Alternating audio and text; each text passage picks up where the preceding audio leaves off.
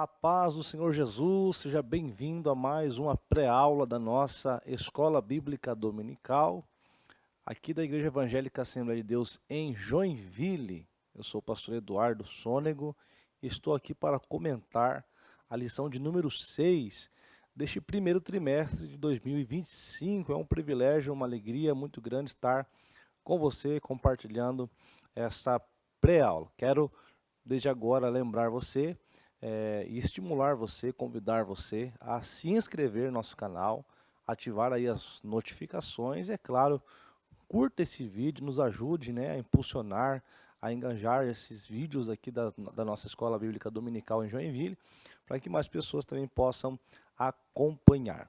E nessa lição de número 6, nós temos como texto áureo o texto de Hebreus, do capítulo 1, versículo 8, que diz: Mas do Filho diz, ó Deus, o teu trono subsiste pelo século dos séculos, cetro de equidade é o cetro do teu reino. A verdade prática nos diz que o termo teológico, Filho de Deus, é título. Sendo assim, a existência de Jesus é desde a eternidade junto ao Pai. A leitura bíblica em classe será feita a partir do texto de João, no capítulo 10, versículo 30 ao 38. A nossa introdução da lição de número 6 diz o seguinte: essa porção bíblica do Evangelho de João é uma das mais contundentes em mostrar que o Filho é igual ao Pai. Afirmar que Jesus é o Filho de Deus, mas não o próprio Deus, é uma contradição em si mesma.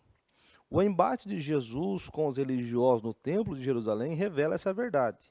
É isso que a presente lição pretende mostrar e explicar com sólidos fundamentos escriturísticos. Sem sombra de dúvida, o tema da presente lição é assunto de muita polêmica, muito debate bíblico ao longo de toda a história. A deidade de Cristo. Não é em vão que a grande maioria dos concílios foram para tratar assuntos dessa natureza, como Trindade, como a deidade de Cristo, mas nós glorificamos a Deus que a sua palavra nos traz a clareza, a luz sobre esse assunto, e esse é o nosso objetivo para falar então sobre esse tema nessa lição de número 6. O primeiro tópico nos diz o seguinte: a doutrina bíblica da relação do filho com o pai. O subtópico número 1 fala sobre a ideia de filho. O conceito de filho no pensamento judaico implica a igualdade com o pai.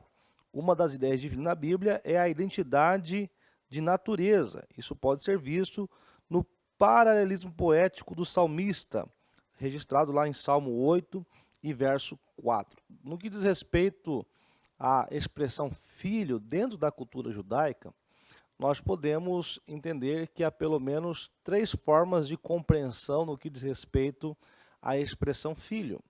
Existe o filho, ben, que significa aquele filho, por exemplo, de ordem genética, filho biológico, filho que saiu do gênesis do seu pai.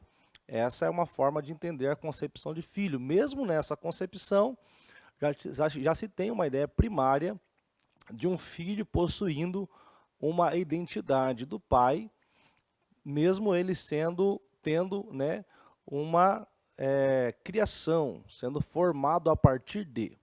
Mas também temos outra forma de expressar a palavra filho na cultura judaica, que é aquele que foi, de certo modo, adotado, que foi abraçado pelo pai. Esse também recebe o termo filho e acaba também gerando nele as mesmas identidades, ou seja, as mesmas qualidades da criação do pai. E também é uma terceira forma de interpretar, de entender a palavra filho na cultura judaica, que é uma expressão. Ou seja, aquele que adota o comportamento, ou seja, filho disso, filho daquilo, filho, né? Tem tantas expressões bíblicas que fala como filho de Belial, por exemplo, ou seja, aquele que adota o comportamento, aquele que adota as características. Dentro dessas três expressões, dessas três definições, melhor dizendo, de filho, percebe-se que há ali uma ligação, um vínculo não somente biológico, como é a primeira expressão, não somente um vínculo adotivo, como pode ser a tratativa da segunda expressão, e não somente a expressão filho. Percebe-se que em todas essas três formas de entender a palavra filho, há um vínculo muito próprio no que diz respeito à identidade do pai com o filho. Ou seja, dentro das três visões sobre a palavra filho, percebe-se que há um vínculo, uma unidade, há uma junção no que diz respeito a essas duas pessoas. São duas pessoas, mas que adotam a mesma essência ou o mesmo comportamento. Dentro dessa prévia, já é possível compreender o vínculo, a relação de Jesus como o Filho de Deus. Porque no contexto ocidental, a ideia de filho é aquele que é subordinado, é aquele que está abaixo do pai, né? Mas dentro da cultura judaica, a palavra filho, por muitas vezes, tem a conotação de alguém que possui a mesma essência, ou até mesmo a mesma natureza, que é o caso do próprio Jesus. Não é em vão, não é à toa, como costumamos dizer, que nós vamos perceber, por exemplo, no Evangelho de Jesus, segundo escreveu João, no capítulo 5, que quando Jesus se apresenta como Filho de Deus, os religiosos o têm como blasfêmio, né? E ao perguntar sobre qual seria a razão da tentativa de apedrejamento, de tantas outras intenções maliciosas que aquele público tinha contra Jesus, eles diziam, né, o fato de Jesus se apresentar como Filho de Deus estava se fazendo ele como Deus. Ou seja, na ideia dos religiosos, ele dizer que era Filho de Deus, ele estava dizendo que ele era da mesma natureza, que ele tinha e possui a mesma essência do Pai.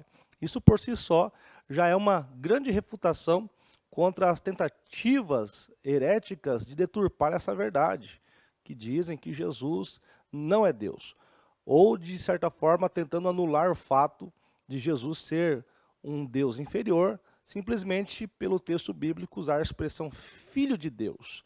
E nós vamos perceber que Jesus, ele possui uma dupla natureza, o que nós chamamos de união hipostática, 100% homem, 100% Deus, e é claro que em algumas passagens neotestamentárias, Jesus vai se comunicar, vai se comportar como natureza humana, e nesses momentos, com certeza vai falar como homem. É nesses momentos que esse público que tenta deturpar essa verdade vai se apropriar desses versículos isolados para dizer que Jesus não é Deus. Mas nós vamos entender ao longo dessa lição que, muito pelo contrário, Jesus, ele é Deus da mesma natureza que o Pai.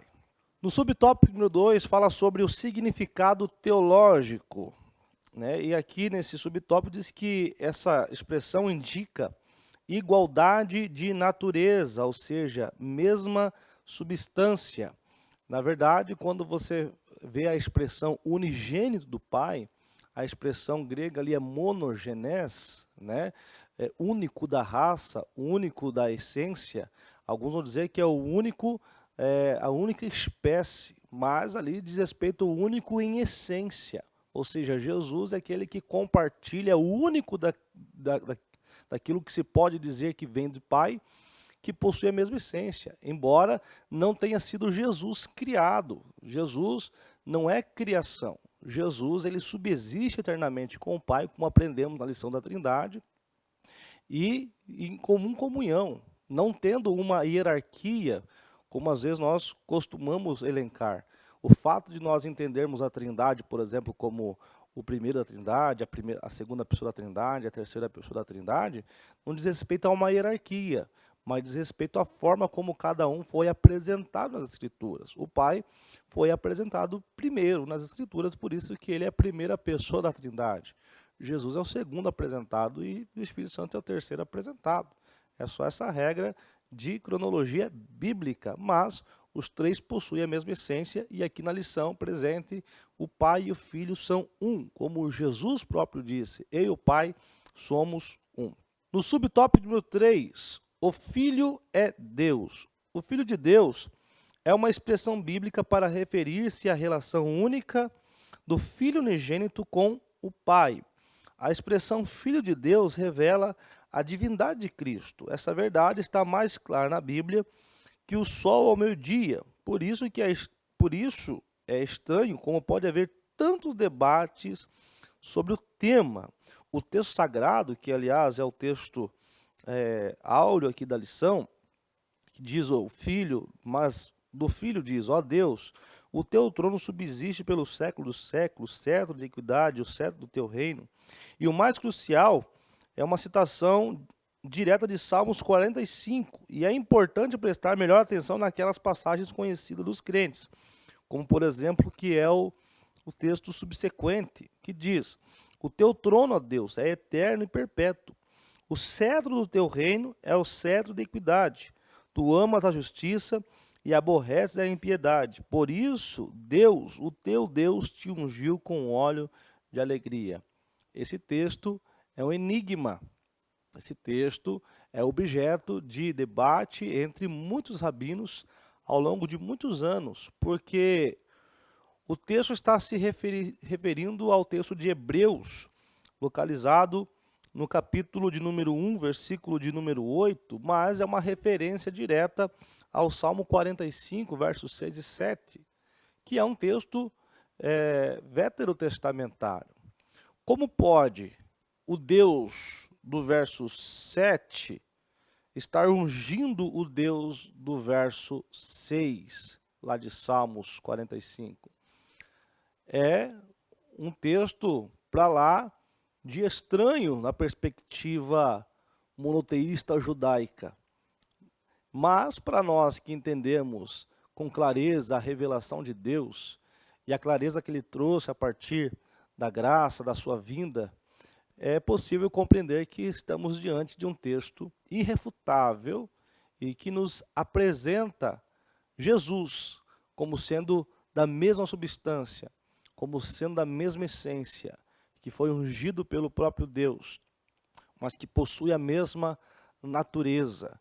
Tanto é verdade que nós temos no texto de Isaías, no capítulo 9, a Bíblia apresentando esse mesmo Jesus, o que viria, o Messias, como sendo um conselheiro, Deus forte, Pai da eternidade. Uma das características de Deus é ser eterno.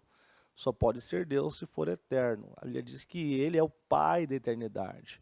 A Bíblia diz que Ele é Emmanuel, ou seja, Deus conosco. Mas há um texto também em Zacarias, que eu anotei, no capítulo 12, versículo de número 10, quando Deus está falando por intermédio de Zacarias. O próprio Deus está aqui trazendo uma palavra profética e dizendo: e sobre a casa de Davi, sobre os habitantes de Jerusalém, derramarei o espírito de graça e de súplicas. E o próprio Deus aqui diz no versículo 10 ainda: e olharão para mim, é Deus dizendo, olharão para mim, a quem transpassaram. Deus está dizendo que olharão para Ele, a quem transpassaram, ou seja, o próprio Deus está aqui se identificando, mostrando a sua identidade, dizendo: olha, vocês olharão para mim, a quem transpassaram. Mas na verdade, olha o que Deus continua dizendo: e prantearão como quem pranteia por um unigênito, e chorarão amargamente por ele. Olha como esse jogo de palavras nos traz clareza à luz do Novo Testamento. De um lado eu tenho Deus se reportando a um povo, dizendo: olharão para mim, a quem transpassaram. Quem foi transpassado nas Escrituras? Mas na segunda parte, na parte B do versículo, diz que eles chorarão amargamente por ele. Então tem uma segunda pessoa. E aí o texto ainda diz, né? E como se chora amargamente pelo primogênito. Então essas expressões são familiares, diz respeito a essa natureza. Dizer que Jesus não possui a mesma natureza, dizer que Jesus não é Deus, isso é um tanto quanto incoerente à luz das Escrituras. A Bíblia nos traz claridade sobre esse assunto e é maravilhoso como ele se revela, por mais que a luz do Antigo Testamento fosse talvez imprevisível entender essas coisas que estavam ocultas, mas à luz do Novo Testamento, porque o Antigo seria como sombra, agora à luz do Novo Testamento podemos perceber com clareza o que esses versículos, esses versos se tratavam. Então Deus traz claridade para nos mostrar e nos apontar que Ele é um Deus único, porém existente em três pessoas, sendo também o Filho da mesma natureza, compartilhando do mesmo genes, compartilhando da mesma substância, de forma eterna e de forma harmônica, para a glória do nome do Senhor. Agora nós vamos para o tópico de número 2, que diz a heresia do subordinacionismo. E o primeiro subtópico fala sobre Orígenes. E nesse primeiro subtópico vai tratar sobre a origem de uma das maiores heresias apresentadas para o cristianismo, já começando a partir do final do século II e o início do século III. Nós temos aqui apresentado pelo comentarista da lição pelo menos duas linhas, que na verdade hoje é interpretada como uma mesma linha, uma linha única, que é o monarquismo dinâmico e o adocionismo, que tentam de certa forma, a partir de Teodoto de Bizâncio, no finalzinho do século II, que implementou essa ideia, depois Ário também comprou também essa mesma concepção teológica e disseminou no seio da igreja, e por essa mesma razão que foi necessária uma intervenção conciliar ali no século III, através do Concílio de Nicéia, para refutar, mas começa com Bizâncio, com Teodoto de Bizâncio, com Ário, mas realmente o pai dessa ideia, quem pulveriza esse ensino e que é adotado por esses nomes e outros também conhecidos ali nos primeiros séculos, é Orígenes. Mas você já pode se perguntar, Orígenes também foi, por exemplo, como diz na própria lição aqui, objeto de refutação contra eles mesmos. É isso mesmo. Nos escritos de Orígenes você vai encontrar muito material, muitas informações, E no próprio debate, no próprio Concílio de Nicéia, entre aquelas problemáticas que estavam sendo resolvidas ou procurando se resolver, existiam ali os apoiadores de Ário que usavam os escritos de Orígenes para defender os seus ideais. Do outro lado, havia também os apoiadores de Alexandre que usavam também alguns escritos de Orígenes para apoiar as suas ideias. O que nós entendemos aqui é que nós temos um cristianismo embrionário. Nós temos ali uma igreja embrionária começando a se difundir, crescendo muito durante a perseguição, obviamente, e com esse crescimento exponencial começam a surgir dúvidas, começam a surgir especulações sobre natureza divina, sobre natureza de Cristo, natureza do Espírito Santo e assim sucessivamente. Então, é claro que por mais intelectuais que fossem esses homens, haviam também algumas divergências. É por isso que, como diz o ditado popular, duas cabeças pensam melhor que uma. Então surge então o Concílio de Nicéia para trazer a claridade, para que eles possam então pensar melhor sobre esse assunto, com o intuito de refutar qualquer heresia que tente se infiltrar na igreja. E essa ideia do subordinacionismo é uma heresia implementada por Orígenes na tentativa de apresentar Jesus como um ser subordinado ao Pai, Ou seja, se é filho, como já dissemos aqui, filho é inferior ao pai, é subordinado ao pai. O pai é quem dá a ordem, o filho obedece. E aparentemente seria mais ou menos isso que a Bíblia nos mostra. Olha só, Jesus veio, Jesus quem enviou, Jesus disse: o Pai me enviou, ou seja, quem envia é maior do que aquele que é enviado. Enfim, são esses os textos, os argumentos que eles usavam e até hoje alguns usam por aí, nós vamos falar sobre isso, para tentar dizer que Jesus é subordinado, né? Inferior, um Deus menor, um Deus com D minúsculo. Mas não é isso que a Bíblia apresenta. Como já falei, nós temos a Bíblia apresentando um Jesus homem. E esse Jesus homem, com certeza, está também condicionado à sua natureza humana para cumprir o seu propósito.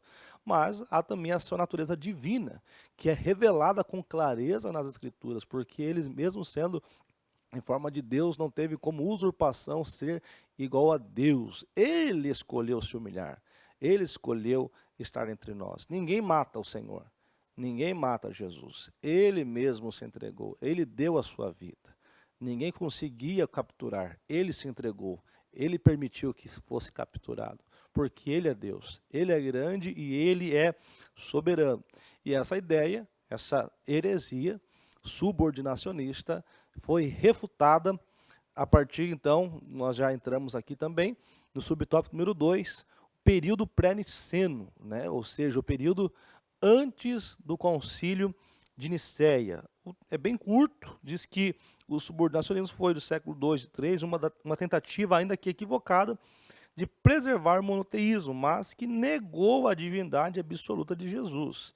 Seus expoentes consideravam Cristo como Filho de Deus inferior ao Pai, né? Aliás, eles dizem que Jesus ele se torna Filho de Deus, ele não nasce como Filho de Deus, é um ser criado, e em algum momento da história ele se tornou filho de Deus. A maioria vai defender que ele se tornou o filho de Deus no ato batismal. Quando ele é batizado, então eles vão dizer, Deus, né, com a sua voz poderosa, libera aquela expressão famosa, né, este é meu filho amado a quem tenho prazer. E eles vão dizer, afirmar que nesse momento que Jesus se torna filho de Deus. Mas não é isso que a Bíblia nos apresenta. Tivemos então o concílio de Nicéia e esse concílio mudou toda a realidade. Então foi adotado pela igreja nesse período a concepção de que Jesus sim, ele é da mesma substância, né? É o que nós encontramos lá em João no capítulo 1, quando diz que ele é da mesma substância, ou quando Jesus diz, né, eu e o Pai somos um, ou somos da mesma substância. O subtópico número 3, métodos usados pelos subordinacionistas. Já estudamos até agora o ensino bíblico sobre Jesus como verdadeiro homem e ao mesmo tempo verdadeiro Deus. Somente ele é assim e ninguém mais no céu e na terra possui essa característica. No entanto, os subordinacionistas pinçam as escrituras aqui e ali, utilizando as passagens do Novo Testamento que apresentam o Senhor Jesus como homem e descartam, desconsideram as que afirmam que ser Jesus igual a Deus o Pai. É aquela famosa expressão que a gente usa, né? Um texto fora do seu contexto gera um pretexto. Pegar perícopes da Bíblia para tentar construir uma doutrina é um tanto quanto equivocado. Não se constrói doutrina a partir de um versículo isolado. A doutrina ela precisa estar fundamentada em toda a Bíblia Sagrada. E é isso que os subordinacionistas, os arianistas, os monarquistas dinâmicos procuram fazer. Pegar versículos isolados que tratam, como eu já falei, de Jesus em sua natureza humana e apresentá-lo então como um ser inferior, quando na verdade não é isso que a Bíblia apresenta. Por muitos textos nós encontramos Jesus também sendo apresentado como Deus único e verdadeiro. No tópico número 3, fala sobre como o subordinacionismo se apresenta hoje. E no primeiro subtópico fala sobre no contexto islâmico. No islamismo, dentro da cultura islã, Jesus não é uma pessoa que não é crido, ou seja, eles creem em Jesus. Na verdade, para muitos muçulmanos, Jesus é um grande profeta. Para muitos muçulmanos, Jesus faz parte da sua cultura e eles, inclusive, têm um carinho especial por Jesus. Alguns, existem várias linhas, vários segmentos de origem islâmica, inclusive os radicais islâmicos, que são, na sua grande maioria, os terroristas que nós conhecemos. Mas, dentro do islamismo, existe a ideia de um Jesus, desse mesmo Jesus, com um olhar especial, porém, de forma distinta do que é apresentado na Bíblia. Para eles, Jesus é inferior a Deus e, aliás, inferior ao profeta do islamismo, que é Maomé. Uma das heresias também pregadas pelo islamismo é que o Alcorão afirma que é blasfêmia dizer que Jesus é filho de Deus, isso com base numa péssima interpretação, pois significaria uma relação íntima conjugal entre Deus e Maria, ou seja, eles não aceitam, não conseguem conceber a ideia de Jesus como filho de Deus, pois estaria afirmando que Deus teve uma relação íntima com Maria. O mais grave é que seus líderes afirmam que os cristãos pregam esse absurdo, o que não é verdade, nós nunca ensinamos isso, né? Lamentamos dizer que até mesmo Satanás e seus demônios reconhecem que Jesus é o Filho do Deus Altíssimo. A expressão Filho de Deus no Novo Testamento significa a origem da sua identidade e não segue o mesmo padrão de reprodução humana. Jesus foi concebido pelo Espírito Santo. Então essa é uma interpretação equivocada, né? Nós não cremos dessa forma, nós cremos que ele foi concebido, né, pelo Espírito Santo, né? Não existe essa questão de relação íntima como eles afirmam que nós pregamos. E também nós entendemos que, como já dissemos aqui, Filho de Deus significa aquele que possui a mesma natureza, o mesmo Gênesis. Também há o segundo subtópico, o movimento das testemunhas de Jeová, que já foi falado também aqui em outras lições, sobre os seus ensinamentos heréticos, né? Como apresentando Jesus como um Deus menor também, e não somente Jesus como um Deus menor, eles apresentam também outros deuses. A Bíblia não fala sobre outros deuses, a Bíblia fala que apenas existe um único Deus. E quando fala de falsos deuses, se é falso, o pseudo é falso.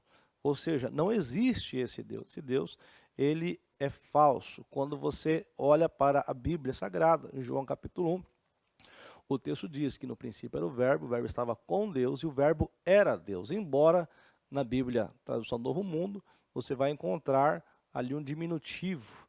A Bíblia deles apresentam Jesus como sendo um Deus. No princípio era o verbo estava com Deus e o verbo era um Deus, ou seja, um Deus menor. Quando não se pode provar pela Bíblia, pela escritura original, é necessário então uma intervenção, uma modificação humana, uma adaptação humana para tentar justificar aquela heresia, o que muitos deles fazem, né, o que já foi feito, mas nada pode alterar a realidade bíblica.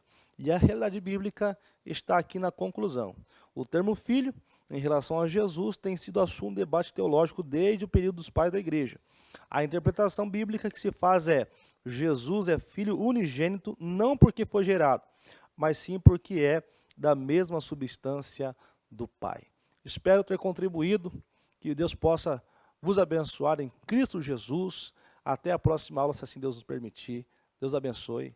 A paz do Senhor.